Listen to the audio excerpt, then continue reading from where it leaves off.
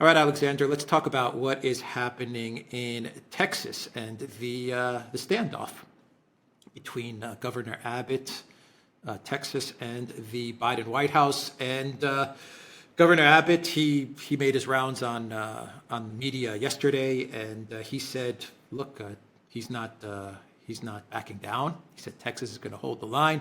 They're going to continue to protect the border, continue to place the barbed wire on the border.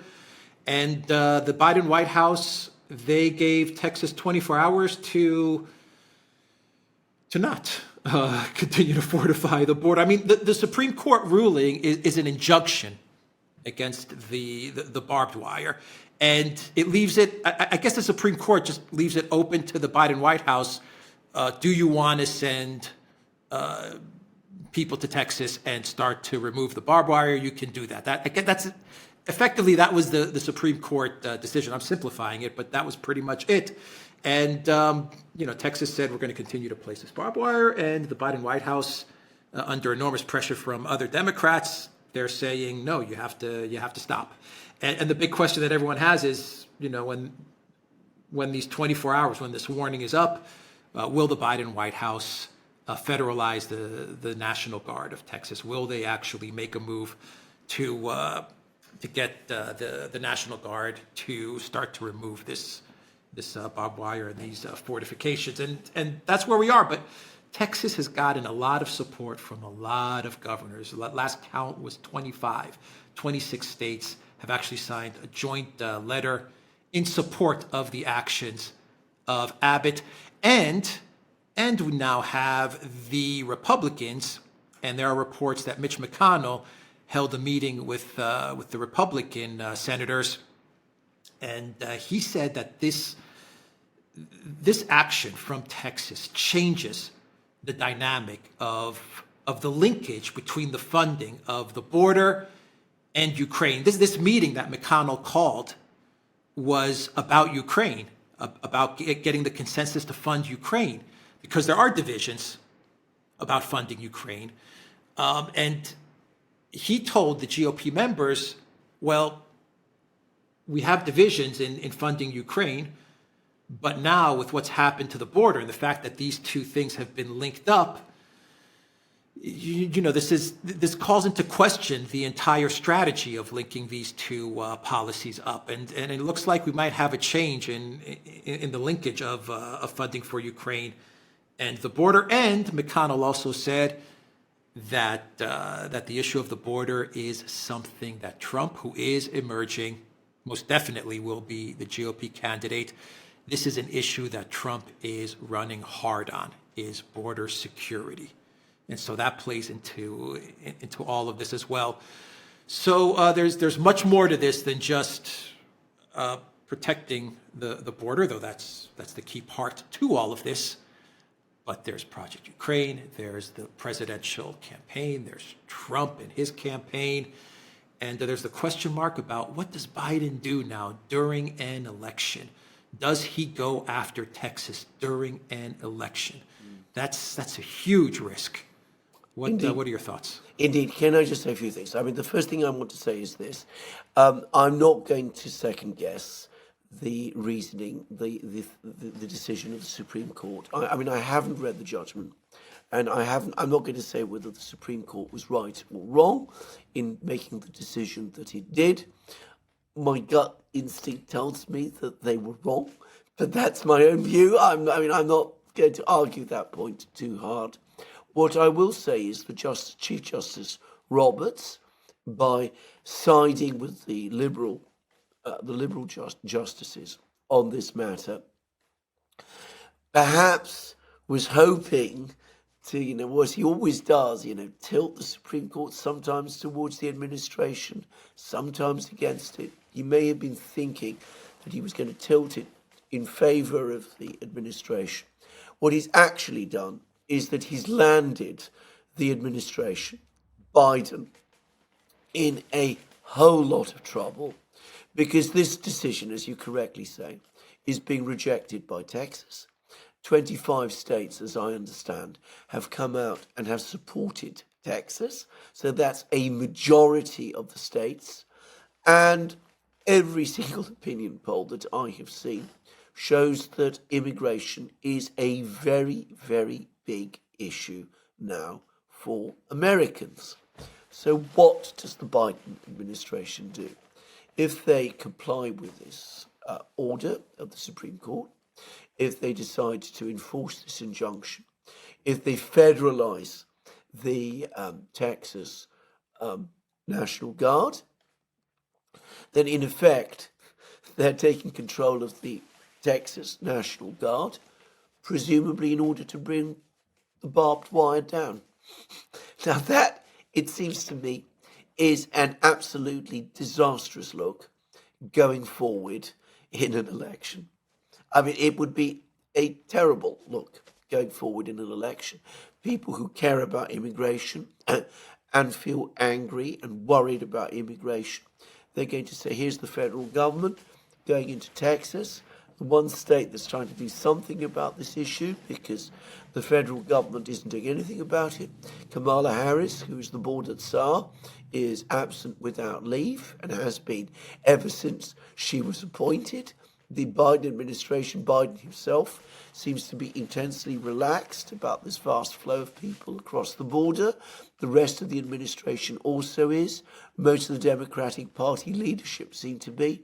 I mean, it'd be a disastrous look if they take the wire down and if he takes control of the Texas National Guard but leaves the wire up, or puts, the wire, leaves the wire where it is. Well, that will also be a crazy look because, I mean, first of all, why in that case take control of the Texas National Guard? And I can't help but think that that will upset and anger a lot of the Democratic Party's base. So this is, I didn't think Chief Justice Roberts, thought of it in this way. But from the perspective of the Biden administration, this was the worst possible outcome. I mean, it's put them in a very, very difficult position indeed. And I think in a kind of a way, it does tie heavily into the issue of funding for Ukraine. Because I think that most Republicans probably now oppose funding for Ukraine. I'm talking about Republicans in the country. But if you're talking about the Republican political leadership, they now have this big problem, which is what Mitch McConnell was basically talking about. That Donald Trump wants to run in the election very much on the issue of immigration and the border. This is for him the biggest single issue of all. And Trump is also saying, I'm not in favor of any deal linking funding for Ukraine to the issue of the border, because from my point of view, the border is so important. And I, of course, also oppose funding for Ukraine. So what Mitch McConnell is saying is, look, if we continue with this linkage policy that we followed up to now, we are in effect undermining the man who is going to be our candidate for the presidency in November. And that we can't realistically do. If we go down that road, we will highlight to the country the split within the Republican Party. So we are going to have to support Trump on the border issue. And that means we're going to have to support Texas on the border issue as well. And at the same time, and I think this is the other thing that he's trying to find a way around, it also changes the dynamic about funding for Ukraine, because our candidate also is opposed to funding for Ukraine. So how can we now give Biden what we want on funding for Ukraine when our candidate is saying that he opposes it? So I think this is what McConnell is now saying. And you can see how the two primary votes, the one in Iowa and the one in New Hampshire, have moved the dial politically in the United States. and how at the same time they're starting to affect national policy. Simply through his wins, Trump is changing the political weather. I doubt myself that Texas would have taken the stand it has had it not known that it would have Trump's support, and through Trump would have the support of the other Republican states and of the Republican Party. So Trump is already changing the political weather in the United States. And just to conclude on this, my own take on this, and I might be wrong, and understanding Mitch McConnell is a nightmare, which I don't want to try to spend too much time trying to do, and understanding American congressional politics is also incredibly difficult.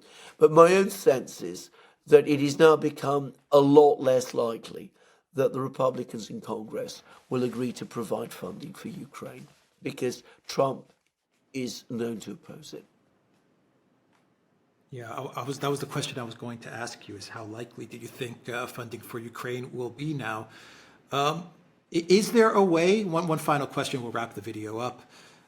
Is there a way that McConnell and Graham and Mitt Romney, people that we know are absolutely want to get the $61 billion to Ukraine, is there a way that they can delink the border issue with Ukraine and somehow get consensus with the GOP Senate and possibly even Johnson in the House in order to get the money to Ukraine in time as well, because Ukraine has a time issue as well. I mean, they have maybe until March, April, and then we're talking about perhaps a speedy collapse of the Ukraine government, the Zelensky administration. Is there a way that you can conceptualize, that you can think of, that McConnell may maneuver to pull this off? Because in the GOP, you do have McConnell, Graham, Romney, a lot of GOP neocons who are absolutely dedicated to Project Ukraine. But to be fair, in the Senate, you also have a lot of Republican senators who are becoming more vocal about the resistance to give money to Ukraine. J.D. Vance, Rand Paul. You can see that they're feeling more confident in voicing their opposition to giving money to Ukraine, while at the same time, they are saying, we need to secure the border. Don't link Ukraine to the border. The border takes precedent over everything else, and Ukraine, forget about it. Let's not even discuss it. I mean, do you see maneuvering from McConnell, or is this thing heading for a defeat? No, I think at the moment it is heading for defeat, but never underestimate Mitch McConnell. I mean, whatever else he is, he's an extremely devious man, and he knows how to pull strings. And he is, the most effective wire puller in Washington. I say that, I should make it absolutely clear that I don't like Mitch McConnell. just to make that absolute. This isn't an endorsement of him. It is simply an acknowledgement of his very real political skills. But I think that if you are going to ask me, can he do it? I think the answer is possibly he can, but I think it is less and less likely that he will, because for McConnell, the single most important thing is not even winning the election. It's not Ukraine winning its war. It's not control of the border. It is control of the Republican Party, at least specifically the Republican Party in Congress and the mechanisms of patronage that go with that. And I think that he senses that if he goes against Trump at this time, when the Republican Party is now closing ranks around Trump and is doing so in every single place. I think if New Hampshire had been tighter, it was a decisive double-digit win by Trump in New Hampshire against the best funded and strongest candidate that the McConnell wing of the party could find, who was Nikki Haley. Anyway, given the fact that the Republican Party is increasingly closing ranks against Donald Trump, given that within the Senate, amongst Republicans in the Senate, he now has a very strong potential adversary who is J.D. Vance. And I mean, I think J.D. Vance is looking increasingly more impressive by the day. And I can easily imagine how he could mount a challenge to McConnell's leadership of the Republican Party in the Senate. I think that McConnell is going to say to himself, look, forget Ukraine. It's far away. I can live with Zelensky, losing. The border issue is important. That is what our own people care about. And I'm not going to just hand over the entire Republican Party to Donald Trump by going against him on these issues where he is popular and potentially losing my position as leader of the Republican caucus in the Senate in the way that Kevin McCarthy lost control of the Republican caucus in the House. So I think that is probably what McConnell is saying to himself at the present time. But never underestimate him. There's always a chance he might come up with something. He is a neocon to his fingernails. So, I mean, it's possible that he will come up with something. But I think it's become less important to him now. I think it's more likely that he will go along for the time being with what Trump wants and bide his time. And then if, Ukraine unravels, if Trump loses the election in November, and I've been reading articles in National Review, which is, the Rhino publication, and they clearly want him to lose the election in November, then McConnell calculates to himself, well, we can then blame the loss of Ukraine and the defeat in November on Donald Trump, and we can get our party back. I think that's probably more McConnell's thinking. Again, this is my take on him. I can't read his mind, but that's my best take on the calculations he's probably making at this time. Yeah. Just a final thought. It's amazing how this one decision from Texas has changed everything. Where you didn't see it coming, or at least you knew that there was a huge problem, but on the southern border, and it's been building up. But this one decision from Abbott and from Texas, and the people of Texas, I do believe that there is a majority in Texas that is supporting Abbott, a strong majority. I could be wrong about that, but the way it looks like there is a strong majority of the people in Texas who are supporting this decision. This one decision has changed so much of everything that we were talking about just a couple of weeks ago with the southern border, with Ukraine, with the elections and Trump and Biden. It's changed everything now, and I just wonder if Biden will dare to cross that Rubicon and actually go after Texas. I mean, I wonder if his team will actually make that terrible decision. Because, in much the same way that it looks like BRICS or Russia is 5 or 10 steps ahead of the Biden White House, I just get the sense that Texas, this is my sense, I could be wrong about this as well, but my sense is that Texas, and perhaps Trump working with Texas or advising Texas, the Trump team, and various Republicans are 10 steps ahead of the Biden White House when it comes to this. I think you're right. I'm just going to make a few quick observations. I suspect that nobody saw this coming because everybody was expecting the Supreme Court to side with Texas. And perhaps they were expecting the Supreme Court to side with Texas because that would have been the more obviously correct decision. I mean, I'm not, as I said, an expert on these things. If I'm right about that, then we see how Chief Justice Roberts' constant,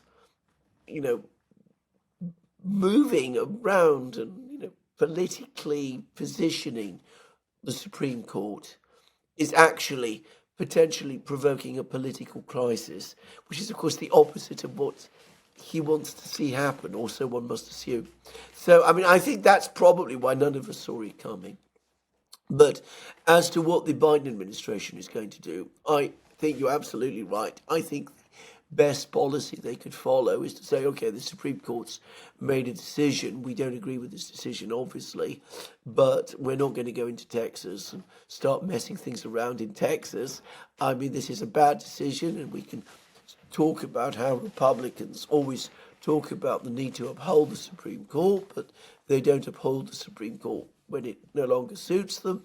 So their claim to be the defenders of law and order and all that is a bogus one. I mean, that's the line I would be taking if I was in Biden's shoes. But I predict he's not going to take it, because to be straightforward about it, he doesn't care about law and order, nor does his democratic base, not in the way that we, you and I, care about law and order. What he cares about, what the Democratic Party cares about, is the appearance of control. And Texas is now defying them. It's defying them, the federal government, they are, of course, but it's also defying them politically.